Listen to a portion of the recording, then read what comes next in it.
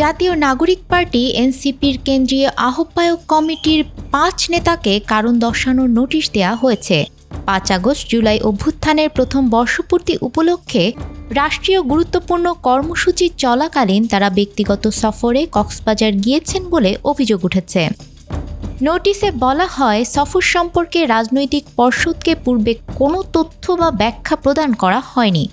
এনসিপির যুগ্ম সদস্য সচিব সালেহ উদ্দিন সিফাত স্বাক্ষরিত এক বিজ্ঞপ্তিতে বলা হয়, সংশ্লিষ্ট নেতাদের আগামী ২৪ ঘণ্টার মধ্যে আহ্বায়ক মোহাম্মদ নাহিদ ইসলাম ও সদস্য সচিব আক্তার হোসেনের কাছে সশরীরে উপস্থিত হয়ে লিখিত ব্যাখ্যা প্রদান করতে হবে। বান্ডেল থাকলে প্রতি সেনমানিতে টাকা বাঁচবে। বিকাশ সেনমানি বান্ডেল কিনে জিতুন প্রতি লেনদেনে। শোকজ হওয়া ৫ শীর্ষ নেতা হলেন এনসিপির মুখ্য সংগঠক দক্ষিণাঞ্চল হাসনাত আবদুল্লাহ, মুখ্য সংগঠক উত্তরাঞ্চল সার্জিস আলম, মুখ্য সমন্বয়ক নাসির উদ্দিন পাটোয়ারি, জ্যেষ্ঠ যুগ্ম সদস্য সচিব ডক্টর তাসনিম জারা ও যুগ্ম আহ্বায়ক খালেদ সাইফুল্লাহ।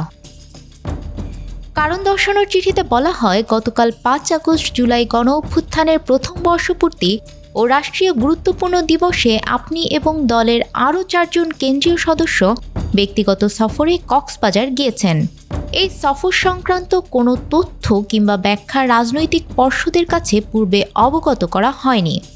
এতে আরও বলা হয়েছে, এ অবস্থায় আপনার এই সিদ্ধান্তের কারণ ও প্রেক্ষাপট সম্পর্কে আগামী ২৪ ঘণ্টার মধ্যে আহ্বায়ক নাহিদ ইসলাম এবং সদস্য সচিব আক্তার হোসেনের কাছে সশরীরে উপস্থিত হয়ে লিখিত ব্যাখ্যা দেওয়ার জন্য আপনাকে নির্দেশক্রমে অনুরোধ করা হচ্ছে।